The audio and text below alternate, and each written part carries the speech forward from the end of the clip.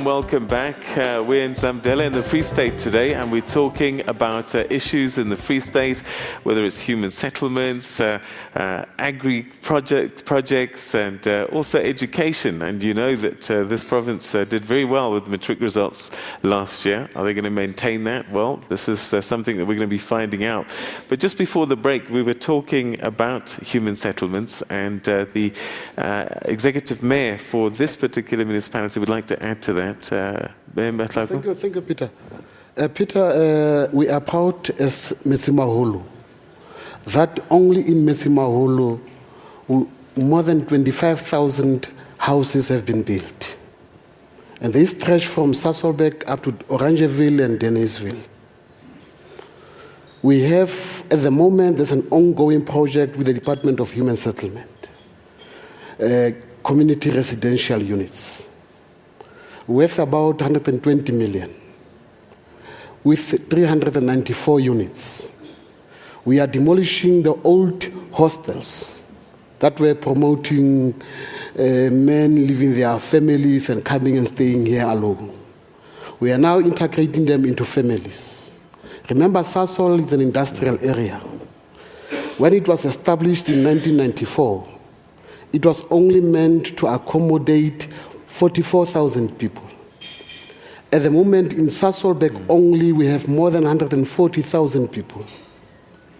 And you can then imagine the number of houses that we have built, the number of townships that we have established since 1994. Today, we are proud to mention that in Amelia, you have got more than 3,000 RDP houses that have been built. In Walter Sisulu, there are houses that have been built with water and sanitation as well as electricity. We are at the moment focusing on the roads, and as you move into the other areas of this municipality, Peter, if you go to Reform Khotso, there's a new township that we are now establishing. It was promulgated last year in 2013, which is known as Themba Kubeka. Themba Kubeka has got about 3,500 sites that were promulgated. At the moment, we have, in partnership with the Department of Human Settlement, about 2,000 RDP houses will be built. About 140 million will be spent on water and sanitation. As I'm speaking to you, last year in November, we have launched a 37 million water reservoir. So as we come now in the second phase after April, we'll be moving in with the house connections for water as well as the sanitation. All so right. There's a lot. We are together with the community of Metsimaholo. Right. We are together moving this country, moving this municipality to greater heights. All right. So a good story to tell that you're telling us. But this time last year, you were in a lot of trouble yourself, weren't you? I mean, it wasn't such a good story for you.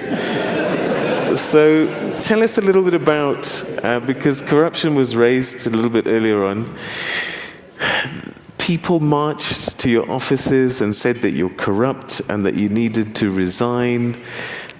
What was going on? What would cause the people to march to your offices and accuse you of corruption? Thank you very much, Peter. In last year, we had a challenge of the demarcation. Remember, it was that stage when the demarcation board was having a proposal on their table that we must integrate Metsimaholo as well as the municipality of Mwate in Paris. So there were challenges. Some of the community members were unhappy with that proposal from one of the community members. And that created a lot of uproar in the community. But it has since been resolved by the demarcation board. All right. But part of the challenge that we had, some of our people were just politicking about allegations of corruption. So you didn't spend millions on personal security? No. Peter, as a municipality, we had to appoint, the municipal manager had to appoint a security.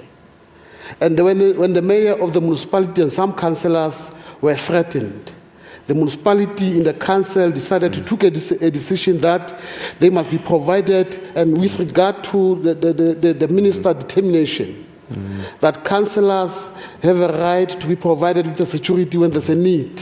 But the Speaker says that you were going to be investigated along with others. I don't understand then, if you're saying that this was standard procedure, why would the Speaker then insist on an investigation, and what happened to that? Yes, thank you. The Speaker, as he was indicating, in the municipality, beside the issues of security, we have a committee that is investigating all issues of unauthorized expenditure as well as the irregular expenditure. So the Speaker, as he was summarizing it, he was indicating that that part, that complaint which the community was raising, will also be part of the issue that must be investigated. And I think, Peter, as a municipality, we are moving to greater heights. We have invited a special investigating unit. We have invited all the state securities to come into the municipality and investigate. And I can assure you, as we are sitting here, nothing was found against the mayor or any councillor of this municipality. All right. So we are proud, when a car is moving, when a car is moving and a car is doing a lot of work, of course you will have all these issues that will want you to stand up and put more effort and do more work. In this municipality alone, you look at the progress that we are making. As you enter Zamdela, which is one of the township of this municipality, you come across a beautiful municipal building that the Department of Public Works, in partnership with this municipality of Mahlaku, are building. More than 65 million is spent on that. Beautiful buildings, but one building was burnt down, Karabo FM. And this guy, Pule Nkomo, who was arrested for this, seems to think that you were involved in this. Tell us a little bit about that. Why did he name you? Thank you very much, Peter.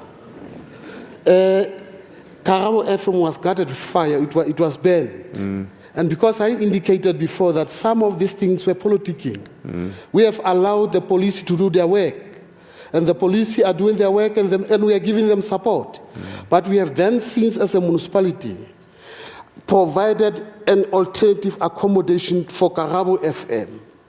We have renovated the area, and the Deputy Minister of Communication will be assisting Karabo with the facilities for them to be on air. So you had nothing to do with this building? As a municipality, we have nothing to do. No, you personally. No, I have got nothing to do with it. Okay. But we are proud as a municipality. Personally, I've got nothing. In fact, who's this Pule Nkomo? Why did he name you? Has he got beef with you, or what's the story? I do not even know Peter. I don't even know Mr. Nkomo. But we said we must allow the police to do their work. All right. Okay. I'm going to leave it. We'll talk about other issues, but we had to raise these because these are issues of concern. Let's go to table number 5, Rachel Tladi. Table number 5, Rachel Tladi.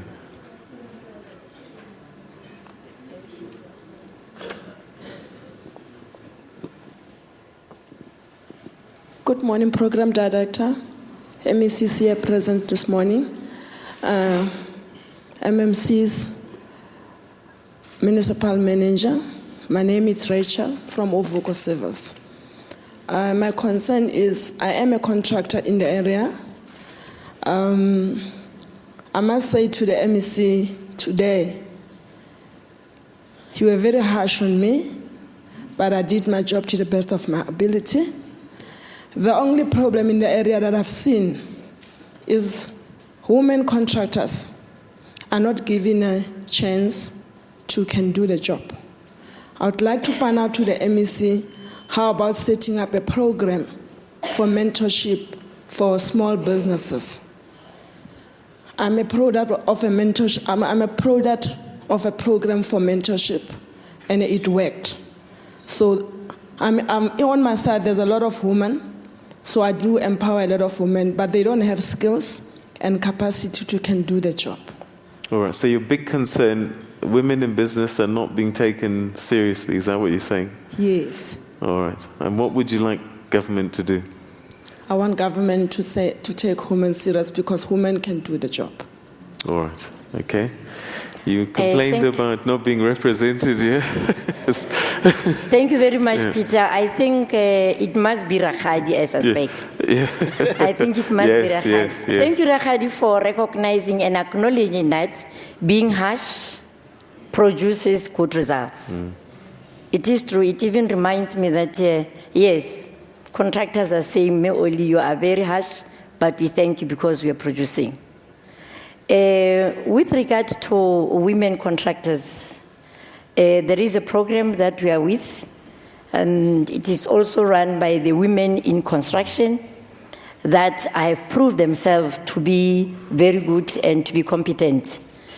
I think they are already advised to be in the database, because if you are serious about doing the job, you'll do what it takes to be part of the team. And also the Department of Public Works, they also have a program on construction. We are in talks with a construction sitter to assist these women. But I'm saying to us as women, we want to be women of stature. We want to be women that are delivering. We're going to see them, as the Khadi has already said. There are women in Brantford that are building there. You look at their work, it's superb. They have built and they are able to utilize sandstone to build 60 square meter houses. We have taken the Deputy President of the ANC, that is Cyril Ramaphosa. He said to us, this is good work done by women. He also even said he'd like to invite women, especially from Gauteng, to come and see the work that we are doing. Women are the target. Women need to be developed. We are not doing favor for them. That is what they deserve. But where they've given allocation, they do wonders. You go to Dalesville. In Dalesville, we are doing land restitution. The company there, it is led by women. She is doing a wonderful job. And women are patient. Women like to work with people. They like them. They motivate them. They are motivated. As I'm speaking with you, we are proud about women, including Rakhad. It's a pity, Peter, you didn't have time to reflect what women are doing. You look at the houses that she has built. That's why the mayor next to me is proud. He didn't want to say, I'm proud because of Rakhad. Okay, well, I think she's gotten the recognition she deserves now. And the other women that are called, it's a Naturena company. That is the one that I'm referring to, working with sandstone and in Brantford for windmill project in particular. Okay. DG, this next question I think is for you, and it comes from Basic Mofokeng, table number 17. Table 17, Basic Mofokeng. No, Basil Mofokeng. Yes. Basil. Oh, okay. Morning, ladies and gentlemen. My question is, when is the government or our government going to take care of the roads in Kroonstad or attend to the roads that are in Kroonstad? Thank you. Okay. DG? No, thanks, Peter. You would know that municipal roads are the responsibility of the municipality. But we have looked at our responsibility that we need to give support to municipalities. We've started to identify some of these towns that have got a lot of potholes. The province itself had a lot of potholes in the past. We had almost 23 roads that were having a lot of potholes. Out of those, we attended to almost 13 of them. They are done. We are sure that the transports and the modes in the Free State can flow quite easily in our roads. So we are taking specific responsibility to assist municipalities. We were concentrating on township roads. We had already dealt with about 140-kilometer roads across our townships, paving and tarring some of those roads. So Kroonstad is one of those areas which have now been prioritized. We are starting to assist them to deal with, I think it's R76 that goes through Kroonstad. It's got a lot of potholes there. We are busy working on that, assisting the municipality to reseal the road. When will we get a point where you say we're done and now it's just maintenance? No, obviously, because of the problem that we have across the country, that rail is no more the efficient mode of transport. Trucks are getting into our cities, trucks are moving through our roads, and this is going to be almost a vicious cycle. But of course, we need to put money to ensure that we are able to deal with that problem. Right. But for Mr. Basil, Kronstadt, fortunately, is already in our place. Okay. It wasn't that long ago that there were concerns about water. At least 26 towns having no water in certain areas, water supply disruptions or extremely unhygienic water coming through taps. Where are we with that? Because this was sometime last year. Has that issue been dealt with? Yeah, we are dealing with that problem in a very aggressive way. We are working with the National Department of Water Affairs basically to address bulk water because in the last year and even in 2012 we had a lot of problems relating to drought. And most of our dams were dry. But now we are aware that we need to harvest water quite better by creating regional bulk water collection points, and we are working on that. In the area of Herzogsville, for an example, we have just opened a very big dam to ensure that there's a flow. That area of Herzogsville, Boshoff, Dalesville always had a big problem with regard to water. One area that we are prioritizing is also Brantford. We also busy with bulk water provision there, working with the municipality to ensure that we address this problem of water. I think the area of Sesotho, the Tani issue started from water. That's where we also put a lot of effort in ensuring that we stabilize water provision in those areas. We are also working with the Department of Water Affairs to look at some of the complaints relating to the quality of water. That's why the issue about the blue drop, ensuring that a better percentage of our municipalities get into the blue drop category. But we're not only looking at water because sanitation also plays a very critical role. Through the green drop, we are also looking at those processes at the same time to ensure that we stabilize that. But bulk has been a very big issue, and we are addressing that issue in the province. All right. Well, I believe we've got the MEC responsible for our roads in the audience. MEC, if you could please receive the microphone. Just say to South Africa who you are so we know who to blame. And just comment, please, on the state of our roads. No, thank you very much, DG. You articulated the former 23 roads very well. I'm scared my position is at stake. But no, Peter. The roads that have not been decommissioned to municipalities, one of those roads is one that is raised by Basil. The other one is Meadows.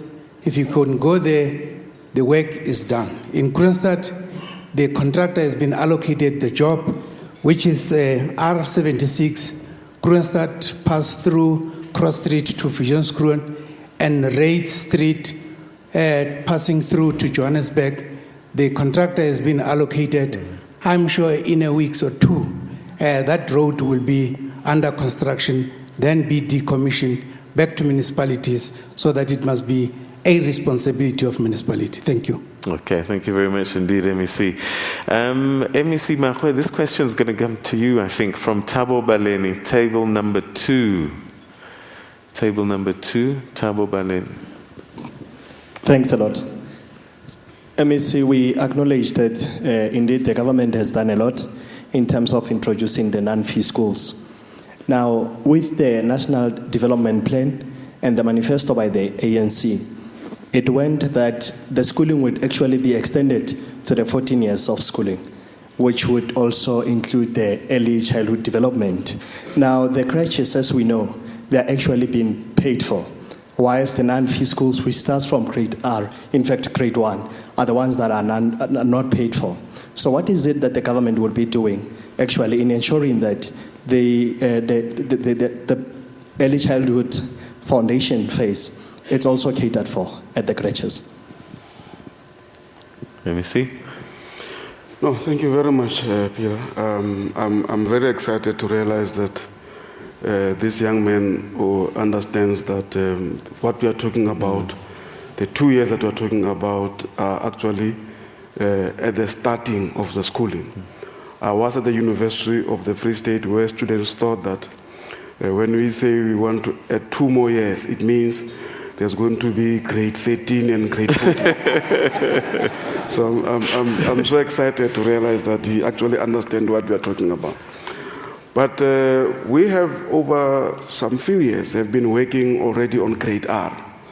And I'm sure by now he would know that grade R would be formally, from next year, would be part of the schooling system. So our formal schooling system will start with grade R, and it will happen in schools. It is only where there are challenges in terms of accommodation, where you may find some of these learners still in a few areas that are ECD centers. But I think that's what we are going to do. The second thing is, then there was a proposal from the National Developmental Plan to say add 1 more year, right? So it will be something like grade 0, I don't know what we'll call it, but it will just be making sure that now a child, by the time they are in grade 5, they are attending a formally recognized institution that will contribute to them learning. And in preparations for that, we in the Department of Education in the Free State, working with the Belgian government, we developed a curriculum for ECDs. So in the Free State, children are no more just going to the crèche to eat and sleep and sing. There is a definite program that they follow. There's a curriculum that they have to follow. So we are actually some miles ahead in terms of preparing for this.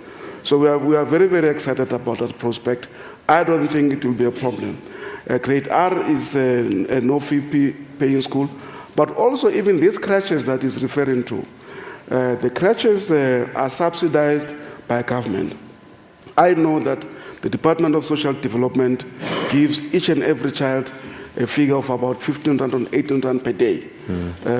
So already there is what government is doing to make sure that now this good story starts from birth to death.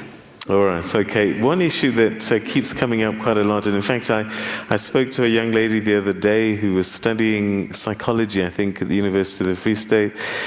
Samuel Sitole also writes, Peter Ndora, I'm a dropout from the university due to a lack of finance. Where can I get help? This story seems to be quite a common one. They start university, parents somehow cough up and help them in the first year. Circumstances change. What happens? How do we keep them in university? Yeah. Peter, I think we must make just one statement again to remind ourselves that higher education in South Africa is not yet free. But I think you can take pride of what government has done in the Free State. Fact that more than 8,000 have been given bursaries. And when we started, this administration started in 2009, it was only 109. And the very fact that more than 8,000 now have got bursaries has to be celebrated. And last year, because we did very well, there was quite a number of sitters that came to give us support in terms of bursaries. I remember one of them, ETDP sitter, gave us money for about 60 learners. MQA gave us bursaries, and I'm sure there are still many that would actually do that. What we always encourage students to do is to say that they must write us letters to say, I've got this problem. We don't promise that immediately we'll give them a bursary. But every time we interact with small business people, with big business people, they always say, MEC, we can give you 10 bursaries. And therefore, we've got a list in my office, and every time we've got somebody who volunteers bursaries, we are able to do that. The only company that has not yet given us bursaries is SABC. So we must talk to SABC to give us some bursaries. Hey, Nkosiyam. Okay. MEC Blabulele, I've got a question here from Stephen Ngadima, who says, what has been done to formal settlements regarding toilets and sewer infrastructure? Oh, thank you very much. That question is very appropriate and it goes with the time. You remember, Peter, that there's the decision that has been taken by President and Cabinet that we are really planning and we are doing away with bucket eradication in the formal settlement. And that is what is going to make South Africa be more nice place to live in, because it was disgrace to see that you'll go to the toilet, you leave something there, when you go the next time, that thing is still there. So we are really now in formal settlement. Remember I said earlier on that in this province, we are rated #1 in upgrading formal settlement. So we are coming in Free State. The service provider is Blue Water. Blue Water has got a program. HODs have just arrived from Troika. In Troika, we are 3 departments: Department of COGTA, Department of Water Affairs, and the Department of Human Settlement. We are in progress. We have the details in every municipality, and Free State is one of the provinces that has been identified with a high number of buckets. So we are eradicating that. We promised and we wish to be done by the end of March. There are municipalities that are done. There are where they're at the study stage. There are others that are saying we are done. And you can imagine, it has just been mentioned about Herzogsville. I was there with the Deputy Minister. 10,000 houses, and they are on the spot. Right. They are working, they're eradicating buckets. Okay. Mayor, Executive Mayor Mahlaku, I'm just wondering, we're in Sasolburg. What role are companies like Sasol playing in dealing with the issues that you are facing with your people in your municipality? Because we talk about private sector, public sector partnerships all the time. What's Sasol doing for you? Thank you, Peter. We are, as a municipality, we are working in partnership with the business around here. We're working hand in hand with Sasol, we're working hand in hand with Anglo-American, we're working hand in hand with all the business that are doing mining in the area. I will first start with the Sasol, with the projects that they are doing in partnership with the municipality. They have assisted us at the moment, as I'm speaking with you. They are in contact with the Department of Human Settlement. Their plan, they said to the mayor, can you provide land so that we can start building houses for our own employees? So as a municipality, we'll provide the land, and they are working hand in hand with the Department of MEC. They are also assisting with regard to the youth programs. Look, Peter, in Sasolburg, as we are speaking at the moment, in this area where we are, this is a facility that was built in partnership with the Anglo-American. This is a 25 million multi-purpose community center. That was built. We provided land to Anglo-American. They came in, went into our integrated development plan. And we came and we said, how do we deal with the issues of the youth? They provided an indoor and outdoor facility. And this is what you see here today. It is here, it is in Zamdala in the township. You also have Penny Haynes swimming pool in partnership with Sasol and the Villa Stadium. They are at the moment working hand in hand in ensuring that we repair the swimming pool that is in Zamdala, as well as Moses Kotane Stadium here in Zamdala. Peter, with regard to other towns that forms part of this municipality, if you go to Orangeville, which is a very small area of our municipality, we have, as we're speaking in this budget, 2014-15 budget, we have a 20 million sports complex that will be erected. In partnership with the Department of Sports, Arts and Culture, a library will be built this financial year, come April. With regard to Riffenhorst in Denisville, there's also a sports complex that will be built. These are all programs that are focusing especially on ensuring that we empower and we develop the youth. With regard to other youth programs in terms of the job opportunities, more than 1,300 youth have been recruited into the municipality. With regard to the community works program, we also have more than 365 youth that were recruited with regard to the expanded public works program. So there's a lot that is taking place in the municipality. Right. And that is why, as I was mentioning, Peter, the youth that were coming, they came back to the mayor. They said, Mayor, it was a ploy that we also alleged that you are corrupt. We are, of course, there are people who came here, they gave us money. There are people who bought us to run around with lies around here. And we are asking for forgiveness. And they are saying this in a public meeting. And I was very happy as they mentioned this. Thank you very much, Peter. Okay, thank you. All right, we're going to take a quick break. We'll be right back after this.